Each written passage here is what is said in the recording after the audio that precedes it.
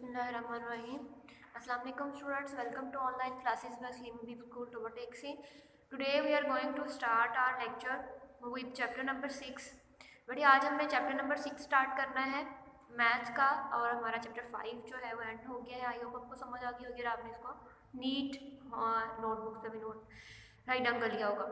तो बेटे आज हमने चैप्टर नंबर 6 स्टार्ट करना है। चैप्टर नंबर 6 है हमारा डायरेक्ट और इनवर्स वेरिएशंस। ठीक है, डायरेक्ट और इनवर्स वेरिएशंस जो है इनमें सबसे पहले तो मैं आपको बताऊं, एक्सरसाइज 6 स्टार्ट करने से पहले मैं आपको जो है वो डायरेक्ट और इनवर्स वेरिएशन के बारे में बताऊंगी कि डायरेक्ट और इनवर्स वेरिएशंस क्या होती हैं।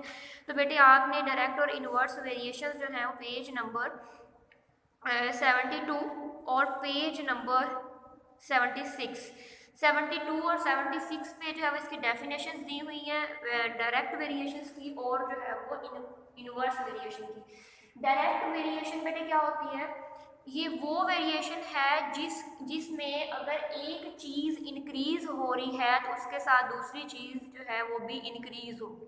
ठीक है, मतलब अगर मैं कह रही हूँ कि इतना टाइम है और एक चीज़ जो है, लेट्स सपोज मैं एग्जांपल देती हूँ कि मैं कहती हूँ कि एक ऑब्जेक्ट है वो इतना डिस्टेंस कवर करी है इतने टाइम में, तो अगर तो वो सेम डिस्टेंस में सेम टाइम कवर करी है, इट मीन्स अगर वो लॉन्ग डिस्टेंस कवर करी है तो ज़्यादा टाइम ले रही है, तो इट मीन्स वो किस में है? डायरेक्ट वेरिएशन में है।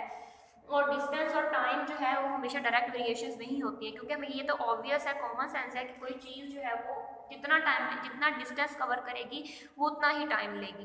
ठीक है, तो बेटे इसकी डेफिनेशन जो प्रॉपर डेफिनेशन जो है वो आपके पेज नंबर 72 पे लिखी हुई है वो ये है कि when an increase in one quantity leads to increase in another quantity, तो these quantity are in direct variation या डायरेक्ट प्रोपोर्शन। ठीक है, तो ये होगी डायरेक्ट प्रोपोर्शन, क्योंकि अगर एक क्वांटिटी से के इंक्रीज करने से दूसरी क्वांटिटी जो है वो इंक्रीज कर रही है। ठीक है, उसके बाद बेटे हम आते हैं इनवर्स वेरिएशन की तरफ। इनवर्स वेरिएशन में क्या होता है कि अगर एक क्वांटिटी के इंक्रीज होने से दूसरी क्वांटिटी डिक्रीज हो रही है तो हम कहते हैं कि ये जो है वो इनवर्स प्रोपोर्शन है, इनवर्स वेरिएशन है, इनमें इनवर्स रिलेशन है।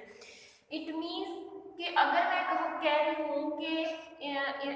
रही हूँ कि एक बिल्डिंग है उसको कंप्लीट करने के लिए जो है वो मैंने कुछ एम्प्लॉयज़ जो हैं वो रखे हैं। ठीक है, इतने लेट्स सपोज मैं ये कह रही हूँ कि एक बिल्डिंग उसको बनाने के लिए मैंने जो है वो 52 एम्प्लॉयज़ रखे हैं, और वो 52 एम्प्लॉयज़ जो हैं वो एक काम जो है कंप्लीट कर रहे हैं 60 डेज में।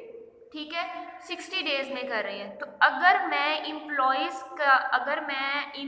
की तादाद इंक्रीज कर दूं, लेट्स सपोज पहले 52 थे अब मैं उनको 60 कर दूं, तो ज़्यादा एम्प्लॉय होंगे तो वो कम दिनों में भी अपना काम कंप्लीट कर देंगे। तो वही जो 52 एम्प्लॉय 60 डेज ले रहे थे वही 60 एम्प्लॉयज़ जो हैं वो कम दिनों में सारा काम कंप्लीट कर देंगे। तो इट मीन्स एम्प्लॉयज़ और डेज के दरमियान रिलेशन कौन सा हुआ? इनवर्स रिलेशन हुआ। तो बेटे वो क्वांटिटी, तो ये वो जो है वो वेरिएशन है जिसमें एक क्वांटिटी के इंक्रीज करने से दूसरी क्वांटिटी जो है वो डिक्रीज कर जाती है।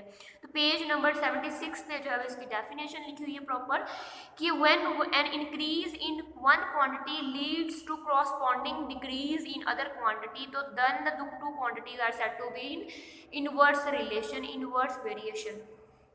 ठीक है बेटे, आई होप आपको डायरेक्ट वेरिएशन और इनवर्स वेरिएशन की जो है वो समझ आ गई होगी। ठीक है, तो बेटे अब हम आते हैं एक्सरसाइज 6 की तरफ। एक्सरसाइज 6 में जो क्वेश्चन नंबर 1 है वो है fill in the blanks. Question number 1 जो है वो फिल इन द ब्लैंक्स है। तो सबसे पहले हम फिल इन द ब्लैंक्स करेंगे, उसके बाद ट्रू फॉल्स है। तो फिल इन द ब्लैंक्स में जो first fill in the blank है बेटे उसमें देखें कि फर्स्ट में क्या कह रहा है कि time and distance have dash variation. अभी मैंने आपको डायरेक्ट वेरिएशन की एग्जांपल दी है कि जो डिस्टेंस और टाइम है इनका क्या है? डायरेक्ट वेरिएशन है। इनका क्या है? डायरेक्ट वेरिएशन है। तो इट मीन्स, तो यहाँ उसने पहली फिल इन द ब्लैंक में जो है वो पहली ब्लैंक में ये पूछ लिया है कि time and distance have dash variation, तो ऑब्वियस वी नो दैट कि it's have direct variation. Okay, next बेटे सेकंड पे आते हैं। उसमें कह रहा है कि इफ 8 बैग्स कॉस्ट, उसने कहा है कि अगर 8 बैग्स की कॉस्ट जो है वो 400 है तो 16 बैग्स विल बी कॉस्ट, तो 16 बैग्स की कितनी कॉस्ट होगी। तो बेटे ये अगर हमारे पास 8 बैग्स हैं तो इनकी कॉस्ट कितनी है 400। अब मैं बैग्स को डबल कर रही हूँ, मतलब डबल कर रही हूँ, 8 को 2 से मल्टीप्लाई करूँ डबल हो जाएगा, 8 में 16, तो इट मीन ये भी डबल हो जाएगी, इसको भी मैं 2 से मल्टीप्लाई करूँगी तो ये आ जाएगा 800। इट मीन 16 बैग की कीमत कितनी हो, कॉस्ट कितनी होगी 800। तो सेकंड में आएगा, second fill in the blank में आएगा 800। एंड द थर्ड वन क्या है कि when the number of workers increases the time needed to complete is, अभी बेटे मैंने इसकी एग्जांपल दी इनवर्स वेरिएशन की, उसमें मैंने एम्प्लॉयज की, नंबर ऑफ वर्कर्स की और डेज की दे दी थी, इसने यहाँ नंबर ऑफ वर्कर्स और टाइम की दी है। ऑब्वियस है कि अगर नंबर ऑफ वर्कर्स इंक्रीज कर रहे हैं तो जो टाइम ले रहे हैं काम को कंप्लीट करने के लिए वो क्या हो जाएगा, डिक्रीज हो जाएगा। नंबर ऑफ वर्कर ज़्यादा है तो कम टाइम में सारा काम कंप्लीट कर देंगे, तो ये when the number of worker increases the time needed to complete it decreases. ठीक है, तो आई होप आपको इससे यहाँ से भी जो है आपका डायरेक्ट और इनवर्स वेरिएशन का कॉन्सेप्ट क्लियर हो जाएगा, और इन एग्जांपल्स में भी मैंने आपको यही बताया और यही यहाँ पे भी यही पूछ रहा है। ठीक है बेटे, उसके बाद फोर्थ में है the continued ratio for 2:3 and 3:4 is. Continued ratio इसमें क्या है बेटे, कॉन्टिन्यूड रेशो ये होती है कि जैसे ये 2:3 है और फिर 3:4 है, इट मीन्स ये यहाँ से ही स्टार्ट हो रही है। ठीक है, ये यहाँ से ही दोबारा कंटिन्यू हुई है, तो ये कंटिन्यूड रेशो होती है। अगर यहाँ पर 5 होता, अगर यहाँ पर 5 होता तो ये कंटिन्यूड रेशो ना होती।